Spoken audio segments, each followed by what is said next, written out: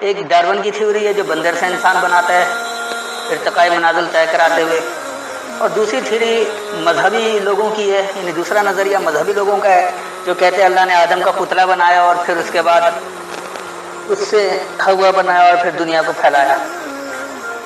تو آئیے قرآن سے پوچھتے ہیں کہ اللہ نے انسان کو کس طرح سے بنایا اور کیسے بنایا۔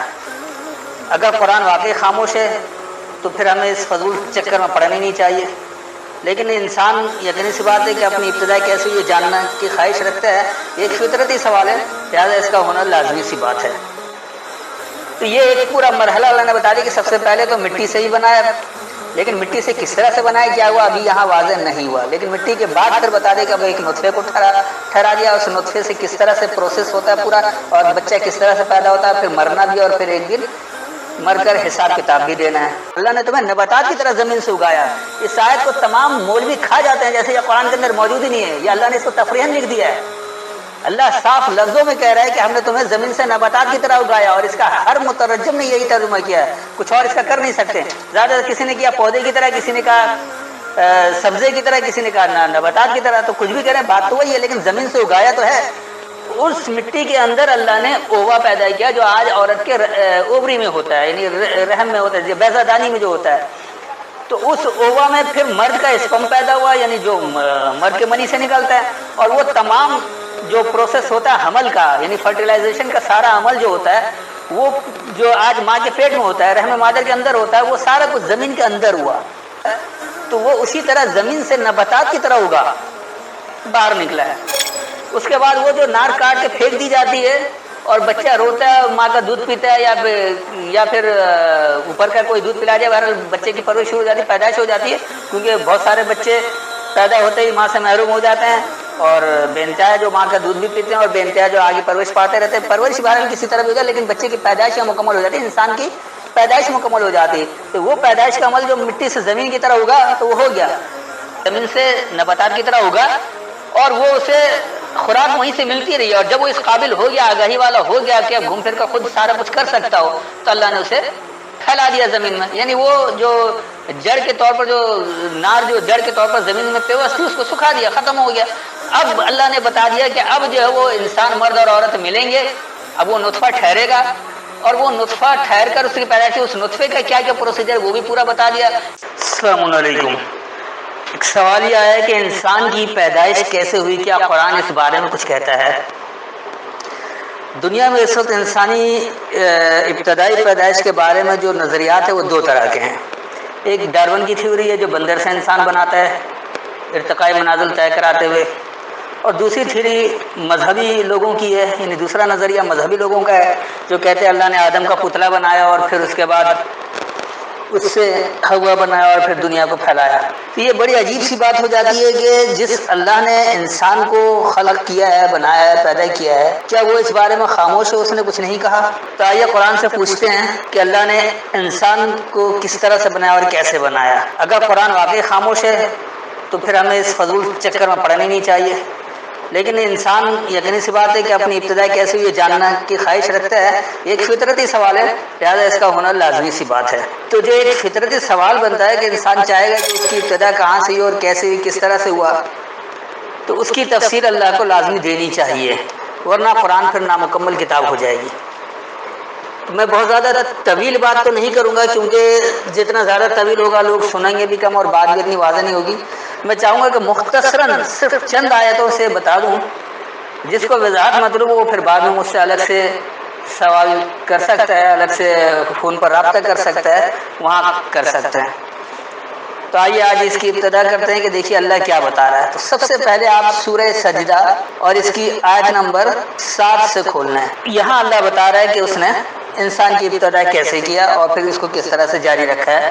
اس وقت میرے پاس حافظ نذر احمد کا ترجمہ ہے، پہلے میں اس سے بتا دیتا ہوں اور پھر جو میری فہم ہے میں اس سے بتاتا ہوں، اور آخر میں اس کو خلاصہ بیان کر دوں گا کہ مختصراً کیا بن رہا ہے۔ یہاں دیکھیے الذی احسن کل شیء خلقہ وبدأ خلق الانسان من طین، وہ جس نے ہر شے بہت خوب بنائی جو اس نے پیدا کی، اور انسان کی پیدائش کی ابتدا مٹی سے کی۔ تو ابتدا کیا ہے، یعنی ابتدا کیسے ہوئی؟ انسان کی مٹی سے ہوئی۔ پھر اللہ کہہ رہا ہے کہ ثم جعل نسلہ من سلالۃ من ماء مہین، پھر اس کی نسل کو بے قدر پانی کے خلاصے سے بنایا، آئندہ نسل کیسے چلی؟ اس کے بعد کہہ رہا ہے کہ ثم سواہ ونفخ فیہ من روحہ وجعل لکم السمع والابصار والافئدۃ قلیلا ما تشکرون، پھر اس نے اس کے اعضاء کو ٹھیک کیا اور اس میں پھونکی اپنی طرف سے اپنی روح، اور تمہارے لیے کان اور آنکھیں اور دل بنائے، تم بہت کم ہو جو شکر کرتے ہو۔ اس کے بعد کہہ رہے کہ وقالوا اذا ضللنا فی الارض ائنا لفی خلق جدید بل ہم بلقاء ربہم کافرون، اور انہوں نے کہا کیا جب ہم زمین میں گم ہو جائیں گے تو کیا نئی پیدائش میں آئیں گے؟ بلکہ وہ اپنے رب کی ملاقات سے منکر ہیں۔ قل یتوفاکم الملک الموت الذی وکل بکم ثم الی ربکم ترجعون، آپ فرما دیں موت کا فرشتہ تمہاری روح قبض کرتا ہے جو تم پر مقرر کیا گیا ہے، پھر تم اپنے رب کی طرف لوٹائے جاؤ گے۔ تو آئیے دیکھیے کہ یہ آیتیں کیا کہہ رہی ہیں، ذرا اس کو سمجھیں۔ کیا واقعی ایسا ہی ہے کہ اللہ نے کوئی روح الگ سے پھونکا ہے اور پھر اس کے بعد یہ کچھ جو اس میں بتایا ہے صحیح ہے؟ تو الذی احسن، وہ جو کہ خوب حسن کارانہ، کل شیء، ہر ایک شے کو، خلقہ، اس کو بنایا ہے، یعنی ہر ایک شے اس نے خوب حسن کارانہ بنایا، خوب اچھا بنایا، خوب متوازن بنایا۔ حسن کا مطلب ہی یہ ہے کہ جس میں ہر چیز متوازن ہو، غیر متوازن کچھ نہ ہو۔ جہاں غیر متوازن نہ آئے گا، توازن بگڑے گا تو وہ حسن نہیں کہلائے گا، وہ بدصورتی کہلائے گی۔ وبدأ خلق الانسان، اور ابتدا کیا انسان کے خلق، یعنی انسان کو بنانے کی جو ابتدا کیا، من طین، مٹی سے۔ انسان کو اللہ نے مٹی سے ہی بنایا، تو یہ مٹی سے کیسے بنایا، کس طرح سے کیا؟ اگلی آیت دیکھیے کیا کہہ رہی ہے، ثم جعل نسلہ، پھر بنایا اس کی نسل، یعنی ایک ابتدائی خلق، یعنی ابتدائی طور پر بنانا اور پھر اس کو جاری رکھنا، مسلسل بنانا۔ تو اب کیا کیا، پھر بنایا اس کی نسل من سلالت، ایک سہولت کے ساتھ، سلالت، سلل جو ہے وہ سہولت کو بھی کہا جاتا ہے۔ پھر ہے من ماء مہین، یعنی ایک حقیر پانی، بے قدر پانی، بعض لوگ اس کو ذلیل پانی بھی کہتے ہیں۔ تو پھر بے وقت پانی سے، نرمی اور سہولت سے، خفیہ طور پر اس کی نسل بنایا۔ پھر ہے ثم سواہ، پھر اسے ٹھیک کیا، ونفخ فیہ من روحہ، اور ایندھن دیا اس میں اپنے احکامات سے۔ روح اللہ اپنے حکم کو کہتا ہے، تو روح ہی اپنے احکامات سے اس میں ایندھن دیا۔ جس طرح آج ہمارے یہاں گاڑی چلتی ہے، اگر پیٹرول ختم ہو جائے تو گاڑی بند ہو جاتی، نہیں چلتی، آپ پیٹرول ڈالتے ہیں، اس میں ایندھن دیتے ہیں، پھر وہ گاڑی دوبارہ چل پڑتی ہے۔ تو ایسے ہی اللہ نے جب انسان کو بنایا تو اس نے اس میں اپنے احکامات کی ایندھن دیا۔ وجعل لکم السمع والابصار والافئدۃ، اور بنا دیا پھر تمہارے لیے خاص طور پر سننا اور بصیرت لینا اور سوچنا سمجھنا۔ ابصار، بصر صرف آنکھ کو نہیں کہتے بلکہ بصیرت ہے، جس میں سوچ سمجھ کر، بصیرت کی نگاہ بھی جس کو آپ اردو میں کہہ سکتے ہیں۔ تو بصیرت جو یہ ہے، اور افئدہ جو ہے وہ دل و دماغ کے ساتھ فیصلہ کرنا، سوچنا سمجھنا، جو اندر اندر بھی انسان اپنے طور پر سوچ رہا ہوتا ہے، کسی کو پتہ نہیں ہوتا کہ کیا سوچ رہا ہے، کیا کچھ کر رہا ہے۔ قلیلا ما تشکرون، تھوڑے ہو جو تم قدر کرتے ہو۔ تو پھر اسے ٹھیک کیا اور اپنے حکم سے اس میں ایندھن دیا، اور تمہارے لیے خاص سننا اور خاص بصیرت لینا اور سوچنا سمجھنا بنایا، تھوڑے ہو جو تم قدر کرتے ہو۔ اس کے بعد اللہ کہہ رہا ہے وقالوا، اور وہ یہ کہتے ہیں، اذا ضللنا فی الارض، کیا جب ہم گم ہو جائیں گے زمین میں، جب ہم بھٹک جائیں گے زمین میں، پستی میں، ائنا لفی خلق جدید، تو کیا ہم ضرور نئے سرے سے خلق کیے جائیں گے، نئے سرے سے بنائے جائیں گے، نئے سرے سے پیدا کیے جائیں گے۔ اور وہ یہ کہتے ہیں کہ کیا جب ہم زمین میں گم ہو جائیں گے، بھٹک جائیں گے یا ملیا میٹ ہو جائیں گے، تو کیا بے شک ہم ضرور جدید، یعنی نئے سرے سے یا سر نو پیدا کیے جائیں گے، بنائے جائیں گے۔ بل ہم، ہاں وہ، بلقائی، ملاقات کو، ربہم، اپنے رب کی، کافرون، انکار کرتے ہیں۔ تو ہاں وہ اپنے رب سے ملاقات کا انکار کرنے والے ہیں۔ قل یتوفاکم، کہو تمہیں مکمل کیا، وفا کہتے ہیں مکمل ہونے کو، تو وعدہ وفا کرنا بھی کیا ہوتا ہے جب مکمل ہوتا ہے، تو یہ جو ہے تمہیں مکمل کیا، کیا مکمل کیا وہ یہ بھی بتاتا ہے۔ ملک الموت، خاص مردنی کا اختیار، کہو وہ تم پر خاص مردنی کا اختیار مکمل کر دیا۔ الذی، وہ جو کہ وکل بکم، بھروسہ کیا تم کو، ثم، پھر، الی ربکم، تم اپنے رب کی طرف ترجعون، تم لوٹائے جاؤ گے۔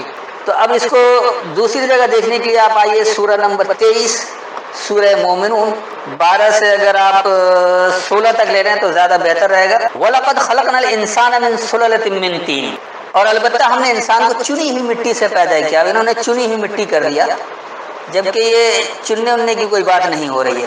سلل کہتے ہیں آسانی سے نکلنے کو۔ تو وَلَقَدْ اور یقیناً خلقنا الانسان، ہم نے انسان کو خلق کیا، ہم نے انسان کو بنایا، پیدا کیا، من سلالۃ سہولت سے نکلنے سے، من طین مٹی سے، مٹی سے سہولت کے ساتھ جو نکلا ہے اس طرح سے پیدا کیا ہے۔ ثم جعلناہ نطفۃ فی قرار مکین، پھر ہم نے اسے مضبوط جگہ میں نطفہ ٹھہرایا۔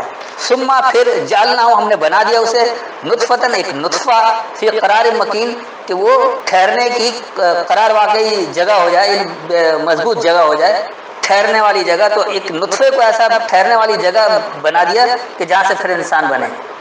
اس کے بعد آتا ہے ثم خلقنا النطفة علقة فخلقنا العلقة مضغة فخلقنا المضغة عظاما فكسونا العظام لحما ثم انشأناه خلقا آخر فتبارك الله احسن الخالقين۔ پھر ہم نے نطفے کو جمع ہوا خون بنایا، پھر ہم نے بنایا جمے ہوئے خون لوتھڑے کو بوٹی، پھر ہم نے بوٹی سے ہڈیاں بنائیں، پھر ہم نے ہڈیوں کو گوشت پہنایا، پھر ہم نے اسے نئی صورت میں اٹھا کر کھڑا کیا۔ بس اللہ بابرکت ہے، بہترین پیدا کرنے والا۔ ثم خلقنا النطفة، پھر ہم نے اس نطفے کو بنایا، پہلے بنا دیا کہ نطفہ کو، اب ایک نطفہ کو قرار دے دیا کہ اسی میں ٹھہرنا ہے۔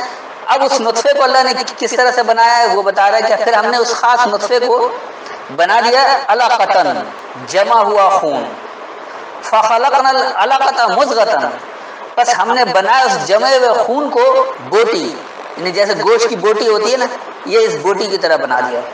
فخلقنا المضغۃ عظاما، بس ہم نے بنایا اس بوٹی کو عظم والا، پختگی والا، اس کو آپ اس لیے ہڈی بھی کہہ سکتے ہیں۔ فکسونا العظام لحما، بس ہم نے اس ہڈی کو گوشت پہنایا، یعنی بس ہم نے اس پختہ عظم کو پیوستگی پہنایا۔ ثم انشأناه خلقا آخر، پھر ہم نے اسے اٹھایا، اگلی پیدائش، اگلا بننا، اگلا مرحلہ، کہ جب یہ سب کچھ ہوگی تب اگلا مرحلہ اٹھنے کا بنایا۔ فتبارک اللہ، بس تمہارے لیے اللہ بابرکت ہے، احسن الخالقین، جو خوب حسن کارانہ بنانے والا ہے، خلق کرنے والا ہے۔ اس کے بعد اللہ کہہ رہا ثم انکم بعد ذلک لمیتون، پھر بے شک اس کے بعد تم ضرور مرنے والے ہو۔ ثم پھر انکم بے شک تم بعد ذالک اسی کے بعد لمیتون ضرور مرو گے۔ تو اللہ نے سب کچھ بنایا، پیدا کیا، پھر آپ کو مرنا بھی لازم، مرنے سے کوئی نہیں انکار کر سکتا۔ ثم انکم یوم القیامت تبعثون، پھر بلا شبہ تم روز قیامت اٹھائے جاؤ گے۔ ثم پھر انکم بے شک تم یوم القیامت قائم ہونے والے دورانی کو تبعثون، تم دوبارہ اٹھائے جاؤ گے۔ تو یہ ایک پورا مرحلہ اللہ نے بتا دیا کہ سب سے پہلے تو مٹی سے ہی بنایا، لیکن مٹی سے کس طرح سے بنایا کیا ہوا ابھی یہاں واضح نہیں ہوا، لیکن مٹی کے بعد پھر بتا دے کہ اب ایک نطفے کو ٹھہرا دیا، اس نطفے سے کس طرح سے پروسیس ہوتا ہے پورا، اور بچہ کس طرح سے پیدا ہوتا ہے، پھر مرنا بھی، اور پھر ایک دن مر کر حساب کتاب بھی دینا ہے۔ لیکن یہ مٹی سے کیسے بنایا اب بھی یہ بات پوری طرح واضح نہیں ہوئی ہے۔ تو اب اس کو کرنے کے لیے اب آئیے آپ سورہ نمبر 15 یعنی سورہ حجر 3 آیت کو لے لیجئے، 26، 27، 28۔ وَلَقَدْ خَلَقْنَا الْإِنسَانَ مِنْ صَلْصَالٍ مِّنْ حَمَإٍ مَّسْنُونٍ، اور تحقیق ہم نے انسانوں کو پیدا کیا ایک کھنکھناتے ہوئے سیاہ سڑے ہوئے گارے سے۔ وَلَقَدْ خَلَقْنَا الْإِنسَانَ، اور یقیناً ہم نے انسان کو بنایا من صلصال کھنکتے ہوئے سے، من حمائم مسنون سیاہ گارے جیسی۔ تو یہ مٹی میں ایک سیاہ گارے جیسی سڑی ہوئی مٹی، اس سے بھی انسان کو بنایا۔ پھر کہہ رہا والجان خلقناہ من قبل من نار السموم، انہوں نے تو ترجمہ کر دیا اور جنوں کو اس سے پہلے ہم نے بے دھوئیں کی آگ سے پیدا کیا۔ کوئی جن وغیرہ نہیں، جان کا مطلب ہی جان، اور جان جس کو ہمارے یہاں روح کے نام پہ کہا جاتا ہے کہ روح نکل گئی اور لوگ مر گئے، تو اللہ نے ایسا کہیں نہیں کہا کہ جسم کو موت اور روح کو موت نہیں ہے، یہ بھی ہندوانہ تصور ہے۔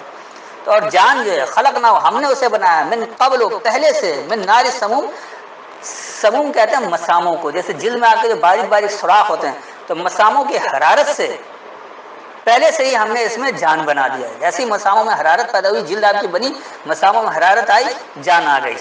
پھر اگلی آیت کہہ رہی کہ وَإِذْ قَالَ رَبُّكَ لِلْمَلَائِكَةِ إِنِّي خَالِقٌ بَشَرًا مِّن صَلْصَالٍ مِّنْ حَمَإٍ مَّسْنُونٍ، اور جب تیرے رب نے فرشتوں سے کہا کہ بے شک میں انسان کو بنانے والا ہوں ایک کھنکھناتے ہوئے سیاہ سڑے ہوئے گارے سے۔ وَإِذْ قَالَ، اور جب کہا رَبُّكَ تمہارے رب نے، لِلْمَلَائِكَةِ قوت مدد کے لیے، إِنِّي خَالِقٌ بَشَرًا بے شک میں بنا رہا ہوں ایک آگاہی والا، من سلسال من حمأ مسنون، کھنکتے ہوئے سیاہ گارے جیسی مٹی سے. تو یہ اس طرح سے ہو گیا، لیکن ابھی بھی واضح نہیں ہوا کہ یہ مٹی سے نکلا کیسے. تو اب اس کے لیے آپ آئیے سورہ نساء آیت نمبر 1. دیکھیے یہاں اللہ کیا کہہ رہا ہے.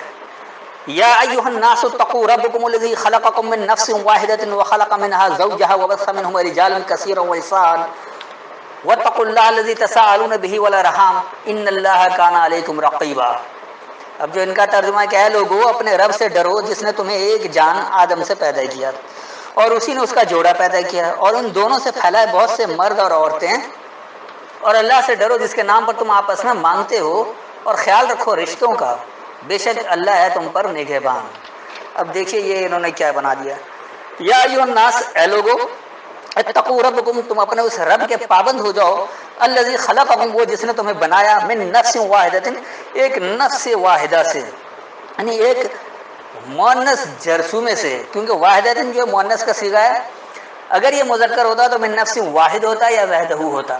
واحدۃ کا مطلب ہی مؤنث ہے، اور نفس ایک نفسیات، ایک سوچ، ایک دھارا، کیونکہ اب انسان کی ابتدا ہو رہی ہے تو ابتدا سب سے پہلے جو ہو رہی ہے وہ یقینی سی بات ہے کہ کوئی ایک بہت مختصر چیز ہے جسے آج ہم سمجھتے ہیں کہ کس طرح سے ہوتا ہے. جیسے ہر عورت کے بیضادانی میں، اووری میں ایک اووا ہوتا ہے، اس اووے میں مرد کا اسپرم جا کر ملتا ہے اور وہ فرٹیلائزیشن کا پورا عمل ہوتا ہے. تو اسی کو اللہ نے اس اووا کو نفس واحدۃ کا ایک مؤنث جرثومہ، وخلق منها زوجها، اور بنایا اس سے اس کا ساتھی، اس سے اس کا جوڑا، اس کا ساتھی.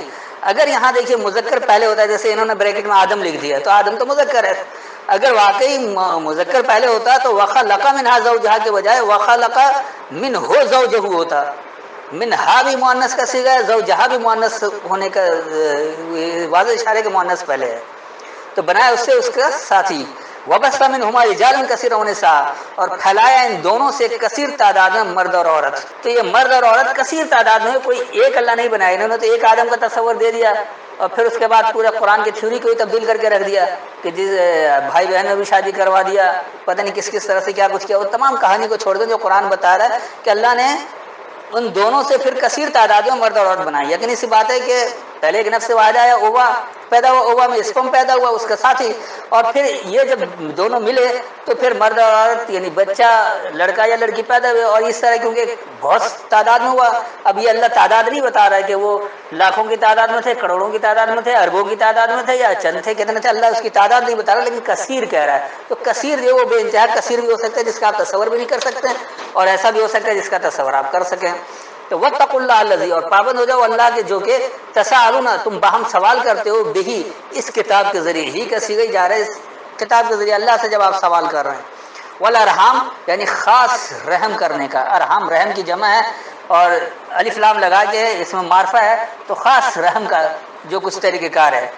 ان اللہ کان علیکم رقیبا، بے شک اللہ تم پر نگہبان ہے. رقیب ہمارے اردو میں رقیب تو دشمن کو بھی کہتے ہیں، لیکن یہ نہیں ہے. ان اللہ، بے شک اللہ، کانا ہے، علیکم تم پر، رقیبہ نگہبانی کرنے والا. تو اس کا رواں ترجمہ سننے تاکہ بات آسانی سے سمجھ میں آئے کہ اے لوگوں اپنے رب سے بچنے والے بنو، وہ جو کہ تمہیں ایک یکتا یعنی مؤنث نفس جرثومہ سے پیدا کیا اور اس کا ساتھی اسی سے بنایا تھا، اور ان دونوں سے کثیر تعداد میں مرد اور عورت پھیلائے. اور اللہ سے بچنے والے بنو، وہ جو کہ تم اس الکتاب کے ذریعے باہم سوال کرتے ہو، یعنی خاص رحموں کا. بے شک اللہ تم پر نگہبان ہے. لیکن اب بھی واضح نہیں ہوا کہ یہ مٹی میں کس طرح سے اس طرح سے ہوا کہ ایسے سب کچھ ہو گیا. تو اللہ نے کہیں بھی کچھ چھوڑا نہیں ہے، سب کچھ بتایا ہے، لیکن تھوڑی سی گہرائی میں جانا پڑتا ہے، تدبر کرنا پڑتا ہے، تفکر کرنا پڑتا ہے، عقل استعمال کرنی پڑتی ہے، پھر بات سمجھ میں آتی ہے. تو اب آپ کھول لیجئے 71 کی 17 سورہ نوح، سورہ نمبر 71 اور آیت نمبر 17. واللہ انبتکم من الارض نباتا، جو ان کا ترجمہ ہے، اور اللہ نے تمہیں زمین سے سبزے کی طرح اگایا. واللہ انبتکم، اور اللہ نے تمہیں اگایا. انبتا اگانے کو ہی کہا جاتا ہے، اگانے کو. من الارض زمین سے، نباتا نباتات کی طرح. اللہ نے تمہیں نباتات کی طرح زمین سے اگایا. اس آیت کو تمام مولوی کھا جاتے ہیں جیسے یہ قرآن کے اندر موجود ہی نہیں ہے، یہ اللہ نے اس کو تفریحاً لکھ دیا ہے. اللہ صاف لفظوں میں کہہ رہا ہے کہ ہم نے تمہیں زمین سے نباتات کی طرح اگایا، اور اس کا ہر مترجم نے یہی ترجمہ کیا ہے، کچھ اور اس کا کر نہیں سکتے. زیادہ کسی نے کیا پودے کی طرح، کسی نے کہا سبزے کی طرح، کسی نے کہا نباتات کی طرح، تو کچھ بھی کریں بات تو وہی ہے، لیکن زمین سے اگایا تو ہے، تو اللہ نے زمین سے ہی اگایا ہے۔ اور پھر اس کے بعد اب انسان زمین میں پھیلا کیسے اگر اگایا تو کیا کچھ ہوا؟ تو اس کے لیے اب آج اللہ نے پھر بتایا سورہ روم اور اس کی آیت نمبر ہے 20۔ یہاں دیکھیے اللہ کہہ رہے وَمِنْ آیَاتِهِ أَنْ خَلَقَكُم مِّن تُرَابٍ ثُمَّ إِذَا أَنْتُمْ بَشَرٌ تَنْتَشِرُونَ، اور اس کی نشانیوں میں سے ہے کہ اس نے تمہیں پیدا کیا مٹی سے، پھر تم ناگہاں جا بجا پھیلے ہوئے آدمی ہو گئے۔ اب دیکھیے یہ کیا ہے، وَمِنْ آیَاتِهِ، اور یہ اس کی نشانیوں سے ہے۔ کس کی نشانی ہے؟ اللہ جو بتا رہا ہے کہ اللہ کی نشانیاں ہیں۔ کیسے نشانی ہے؟ ان خلقکم، یہ کہ تمہیں بنایا، تمہیں پیدا کیا، تمہیں خلق کیا، من تراب، مٹی میں، ثم، پھر، اذا انتم، جب تم ہو گئے، بشرن، ایک آگاہی والے، تنتشرون، تمہیں پھیلا دیا، تمہیں نشر کر دیا، تمہیں پھیلا دیا، یعنی آپ مٹی سے پیدا ہوئے، نباتات کی طرح زمین سے اگے، اور جب آپ اس قابل ہو گئے تو پھر آپ کو پھیلا دیا۔ تو یہ تھی ذرا سی مختصراً وضاحت۔ تفصیل میں جانا چاہیں گے تو بے انتہا آیتیں ہیں اور بہت زیادہ وقت لگے گا، کیونکہ میں نے کہا تھا مختصراً میں کوشش کروں گا کہ اس کو سمجھا دوں، تو ان چند آیتوں سے مختصراً سمجھانے کی کوشش کی ہے۔ میں ایک بار اس کا خلاصہ پیش کر دوں تاکہ بات آپ کو واضح ہو جائے۔ تو اللہ نے ایک جگہ سورہ انبیاء میں یہ بھی کہا کہ اللہ نے ہر شے کی ابتدا پانی سے کیا ہے۔ زمین تھی، پانی برسا، اوپر سے پانی آیا، یہ بارشیں آج بھی ہوتی ہیں، وہ پانی جگہ جگہ زمین پر ٹھہر گیا۔ اب وہ زمین کہیں ٹھیکرے جیسی مٹی تھی، کہیں وہ کھنکتے سیاہ گارے جیسی مٹی تھی، کہیں وہ چپکتی مٹی تھی جس کو اللہ نے تین لازب کہا ہے، کہیں وہ کالفخار، ایک ڈھیلے کی طرح مٹی تھی، سورہ رحمان میں یہ بھی موجود ہے۔ اس مٹی کے اندر اللہ نے اووا پیدا کیا جو آج عورت کے اوبری میں ہوتا ہے، یعنی رحم میں ہوتا ہے، بیضہ دانی میں جو ہوتا ہے۔ تو اس اووا میں پھر مرد کا اسپم پیدا ہوا، یعنی جو مرد کے منی سے نکلتا ہے، اور وہ تمام جو پروسیس ہوتا ہے حمل کا، یعنی فرٹیلائزیشن کا سارا عمل جو ہوتا ہے، وہ جو آج ماں کے پیٹ میں ہوتا ہے، رحم مادر کے اندر ہوتا ہے، وہ سارا کچھ زمین کے اندر ہوا۔ اور جس طرح بچہ آج پیدا ہوتا ہے، جس کو وضع حمل کہتے ہیں، ماں کے رحم سے خارج ہوتا ہے، تو وہ بہرحال سب کو پتہ ہے کہ بچہ کس طرح سے پیدا ہوتا ہے، تو وہ اسی طرح زمین سے نباتات کی طرح ہوگا، باہر نکلا ہے۔ اس کے بعد وہ جو نار کاٹ کے پھینک دی جاتی ہے اور بچہ روتا ہے، ماں کا دودھ پیتا ہے، یا پھر اوپر کا کوئی دودھ پلا جائے، بہرحال بچے کی پرورش ہو جاتی ہے، پیدائش ہو جاتی ہے، کیونکہ بہت سارے بچے پیدا ہوتے ہی ماں سے محروم ہو جاتے ہیں، اور بے انتہا جو ماں کا دودھ بھی پیتے ہیں، اور بے انتہا جو آگے پرورش پاتے رہتے ہیں۔ پرورش بہرحال کسی طرح بھی ہو جائے، لیکن بچے کی پیدائش مکمل ہو جاتی ہے، انسان کی پیدائش مکمل ہو جاتی ہے۔ تو وہ پیدائش کا عمل جو مٹی سے زمین کی طرح ہوگا تو وہ ہو گیا۔ اب وہ جو نار ہم کاٹ کے پھینک دیتے ہیں، اللہ نے اسے کاٹا نہیں تھا، وہ جڑ کی صورت میں زمین کے اندر رہا، اور انسان چھوٹے سے بڑا ہوتا رہا، جوان ہوتا رہا۔ اور جب وہ آگاہی والا ہو گیا، جب ہر چیز اس کا اسے علم ہو گیا، اس کو سورہ بقرہ میں تفصیل سے بھی کہا کہ وَعَلَّمَ آدَمَ الْأَسْمَاءَ، اللہ نے آدم کو ہر اسما سکھائی، تمام پہچان سکھائی۔ تو وہ تمام پہچان جو ہے انسان کو اس کی صورت میں ملے جب وہ زمین کے اندر سے اگ رہا تھا، حتیٰ کہ اس نے اپنی ہدایت کی کتاب بھی دے دی انسان کو، اس نے زبان بھی دیا، سب کچھ دیا، بولنا، سوچنا، سمجھنا، بصیرت، دیکھنا، سب کچھ پیدا کر دیا، اور وہ سارا کچھ اس کو دے دیا۔ اس کو سورہ 3 میں جیسے اللہ نے آخر میں کہا ہے وَلَقَدْ خَلَقْنَا الْإِنسَانَ فِي أَحْسَنِ تَقْوِيمٍ، یقیناً ہم نے انسان کو خوب حسن کارانہ تمہیں قائم کر کے بنایا ہے۔ اللہ نے انسان کو سب کچھ قائم کر کے بنا کر دیا، بہترین چیزیں دی، اور ترقی یافتہ بنایا تھا، کوئی چیز کچھ نہیں تھی۔ جیسے جیسے وہ انکار کرتے رہے، پستی میں جاتے رہے، میں اس ڈیٹیل میں ابھی نہیں جاؤں گا، تو بات ابھی یہ ہو رہی تھی کہ زمین سے نباتات کی طرح ہوگا، اور وہ اسے خوراک وہیں سے ملتی رہی، اور جب وہ اس قابل ہو گیا، آگاہی والا ہو گیا کہ اب گھوم پھر کر خود سارا کچھ کر سکتا ہو، تو اللہ نے اسے پھیلا دیا زمین میں۔ یعنی وہ جو جڑ کے طور پر، جو نار جو جڑ کے طور پر زمین میں پیوست تھی، اس کو سکھا دیا، ختم ہو گیا۔ اب اللہ نے بتا دیا کہ اب جو ہے وہ انسان مرد اور عورت ملیں گے، اب وہ نطفہ ٹھہرے گا، اور وہ نطفہ ٹھہر کر اس کی پیدائش، اس نطفے کا کیا کیا پروسیجر وہ بھی پورا بتا دیا کہ وہ خون بنتا ہے، پھر جمع ہوا لوتھڑا بنتا ہے، یعنی ایک بوٹی کی شکل بن جاتی ہے، بوٹی سے پھر سب کچھ ہوتا ہے، سارا پروسیس پھر بتا دیا۔ پھر یہ بھی بتا دیا کہ پیدا بھی ہوتے اور پھر مرنا بھی ہے، پھر تمہیں یوم القیامہ میں حساب کتاب بھی دینا ہے۔ تو یہ سارا تھا مختصراً انسان کی ابتدا قرآن کی روح سے۔ تو میرے خیال میں اتنی وضاحت کافی ہے، پھر بھی اگر کچھ پوچھنا ہو تو بعد میں تفصیلاً پوچھ سکتے ہیں، لیکن میں بہت ڈیٹیل میں جاؤں گا تو کئی گھنٹوں کا معاملہ ہے، اس لیے اس کو پورا نہیں کر سکتا ہوں، اس وقت اتنا ہی کافی ہے۔ السلام علیکم۔